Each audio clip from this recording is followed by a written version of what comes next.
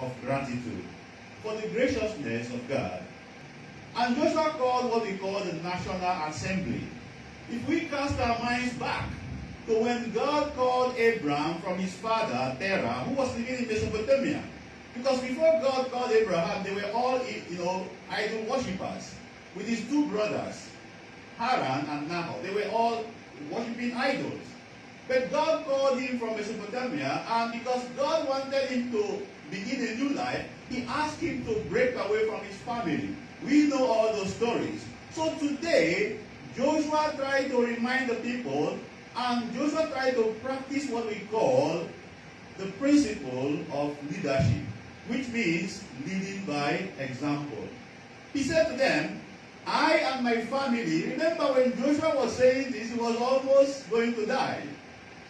But still, he was filled with that vigor, he was filled with that conviction that God is a living God.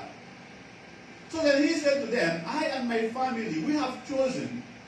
Personally, I believe that 90% of what I have become, what you have become, 90% of whoever we are is through our choices. The 10% is just through the divine graciousness. Because we have to respond. Our choice is a way of responding to God's graciousness. So, Joshua said, I and my family we have chosen. We are declaring for the Lord. We declare for the Lord. No longer shall we sit on the fence. No longer shall we be, Christians with a lot of tepidity or Christians who are confused. Today we declare, Karan, we declare for the Lord. No longer shall we say, oh, I'm having double mind, will I declare for the Lord or not? Because many times we have so many choices to make in life that we are confused, especially if the choices are good choices. It's easy to choose between good and bad. But when the choices are, two good choices, it's difficult. Then people responded and said to Joshua, yes, we shall not forsake the Lord. You see that faithfulness? A leader is one who leads people to faithfulness. You don't impose faithfulness on people. Rather, you lead them to faithfulness. So Joshua led them. He gave them example. I and my family will declare for the Lord. And they said, God forbid, Simpako, we can never forget the God who delivered us from, the Egyptian slavery. The problem that many of us have is the same problem with the Israelites. Actually, we always, involved in forgetfulness. It is easy for us to forget.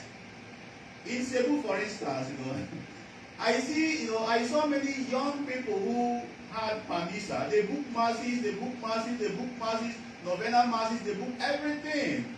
Praying for good husband, praying for good jobs. Pero, once they get the job, once they get maybe the husband is very pogy, very guapo, they will not go for money mass anymore. Yeah, we always forget. So it's easy to forget. So when the people say, no, we will never forget, but we know they will later forget. I listened to Bishop Ambo talking about the vow made by Jephthah. Many times we bondage ourselves with our vows. But it's good to think about the vows we make. They say, no, we will not walk away from you. We will remain with you. And this one thing we see in the gospel, when Jesus turned to Peter and said to Peter, will you also go away? Or won't you also go away? Depending on the way you put it. Peter said to Jesus, Master, to whom shall we go? Master, Lord, Dominus, to whom shall we go? You have the words of eternal life. Peter remembered that, just like the Israelites, Peter remembered that it was Jesus who made him popular. He was just an ordinary fisherman. Who knew Peter before Jesus called him? He was nobody. Peter had experienced the goodness of the Lord, just like all of us. Because many times we deny that God is good to us. We pay more attention to the negative things happening in our life, but we forget that the person who is, counting the loss, counting the negatives, is the person who is alive. Those who are in the Mandela Memorial, they cannot count loss or gain. They cannot count positive or negative. But because we are alive, we keep on saying that God is doing this to us, like that. So, but Peter said, to whom shall we go. So Peter remembered that it was Jesus who made him who he is. And this spontaneous nature, I know personally that when the other disciples walked away, it is possible some of the 12 were contemplating walking away. Because if you look at what Jesus said, it was very raw. If you look at John chapter 6, beginning from verse 51 to 56, Jesus was using the Greek word phage. Phage means to eat, kaon, to eat. But when you look at beginning from verse 57 up to 59, Jesus changed the word to trogon. Trogon is a Greek word that means munching, like a goat eating something. It was very raw. And they said, no, see, Papa, we cannot become cannibals. We don't eat human flesh. It was difficult for them to accept it. And they walked away. For me, I like their sincerity. I like their honesty. Because many of us are receiving the Holy Eucharist without even appreciating the Eucharist. But this guy said, no, we cannot receive this because we are not worthy. It's offensive to us. It's offensive to us. And they walked away.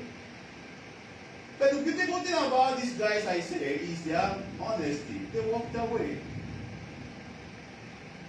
My dear brothers and sisters, personally, there are many things I like to talk about from this John 6, 60 to 69, because it is so practical to me. That these guys walked away and Jesus did not call them back tells me about the freedom that God gives to us. We are free either to make the choice that will destroy us or to make the choice that will make us to become somebody someday. But Jesus allowed them to go.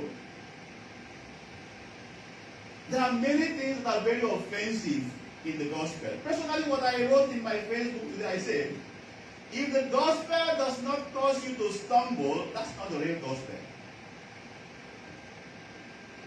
If Jesus was preaching cosmetic gospel, if Jesus was preaching, cock and bull story, if Jesus was preaching moonlight story, if Jesus was trying to appease the people to make them feel good, he wouldn't have died on the cross.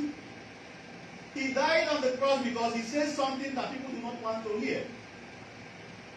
It shocks me. It is very shocking. It's very surprising that in the gospel I am told when my enemies slap me here, I will turn this one. It shocks me. It shocks me to know that the one who expelled me from the seminary, I am asked to go and embrace him, even though I did not become a priest. It shocks me. It shocks me to go and forgive the person whom I know is the one who is leading my wife or my husband astray. It shocks me to be friends with that person. So that's what the gospel is all about. So if the gospel does not cause us to stumble, to stop, and to re-examine our life, then it is not the gospel. I think it was Socrates who said that unexamined life is not worth living. So the gospel prompts us to change, to look at our lives and ask questions, basic questions. And they walked away. And Jesus, in his nature, looked at Peter. Oh my God. What will Peter do? We cannot walk away from this man who has made us who we are. I believe, my dear sisters and brothers, in the beginning I talked about loyalty. What does loyalty mean? Loyalty is an expression of love. Loyalty means remaining when things become difficult. If you look at the number of divorce cases, you're asking yourself, are these not the same people who said Mahatika? Those who said I love you just a few months ago. The way people are changing. Faithfulness, that love that makes us to remain, that's what they call faith. That's what they call loyalty. That every other person walked away from Jesus, and Peter said, we must remain and die with you, just like Ruth told Naomi in these few days. Wherever you go, I will go. Wherever you live, I will live. Your God will be my God. Your people will be my people. Your culture will be my culture. You see, when you are loyal to someone, when you are loyal to your friend, your partner, the person becomes part of you. You remain with the person in thick and thin. You remain with the person when the person shows his or her uniqueness. Because all of us are unique. Your husband will show you his uniqueness. Your wife can surprise you with her uniqueness. But the fact is that when you love someone, you will remain. You remain with the person. You remain. That's what love means. That's what loyalty means. And the second thing we see is acceptance in loyalty. When we talk about loyalty, we talk about acceptance. Are you ready to accept the uniqueness of the person? Do you accept the way I speak? Do you accept the way I carry myself? Do you accept even my sexuality? The church, for instance, does not say we should throw away those who are gays. No, that's not what the catechism says. But the catechism prefers a solution, a pastoral solution, to carry them along. Are we ready to carry people who are different from us along? Are we ready to accept the perspective of other persons? Are we ready to accept people the way they are? Or do we try to impose ourselves on them? Loyalty does not mean imposing myself. Joshua did not impose himself on the people. Jesus did not impose himself on the people, but Jesus allowed them to make their own choices. Acceptance. I accept you. I love you. I accept your culture. I accept the way you drink. Even if you are drinking Monpo, even if you are drinking Emperador, even if you are smoking, okay, you are my husband, you are my wife, I will stand by you. Let's drink it together. Yeah, you want to change your husband, you want to dictate for him what he's going to do. Don't dictate for your husband how many bottles he should drink. Go with him and be in control of how many bottles he should drink. Not when you sit back at home, you're telling him how many. Darling, are you feeling with one bottle? Go with him. Stay there. When we speak about the second, the second reading is so very beautiful. St. Paul says, for the sake of reverence. I always believe that the 10 commandments are divided into two. 1, 2, 3. Talks about reverence. But how can we reverence God whom we do not see? 1 John chapter 4 verse 20 says, how can you say you love God that you don't see, but you hate your brother that you see? So our respect for our wives, our respect for our husband, that's what reverence to God means. Because many times St. Paul mentions subordinate for 4 times. Many times it's easy for us to say, I am the husband, I am the chairman, I am the Paulo. It's not true. I looked up the word subordinate in the lexical meaning of subordinate. It means asa, the one who aids you, aiding, A-I-D, the one who supports you, and the one who assists you. It does not say the one who is your sulugo or your slave. No, it did not say that. That's why I believe that real men do not punch their wife. Real men do not abuse their women. Do not abuse their wives. Any man who abuses the wife is a boy. He's not a man. You have to accept your wife the way she is. If your wife is the kind of person who is always gossiping, go with her to the place where they gossip.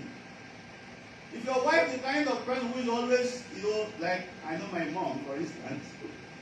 If you say one thing, my mom can say 100 things. I think women are blessed with so many words. Women can speak so many words, huh? So when my wife begins to speak, even the ones I did not ask, I will calm down. I will be gentle with her. That's what love means. So the third thing about loyalty is about patience. You have to be patient with one another. That's what loyalty means. Because many times we want it ourselves. We want it very fast. Life is not like noodles or French fries. Be patient with your relationship. Be patient.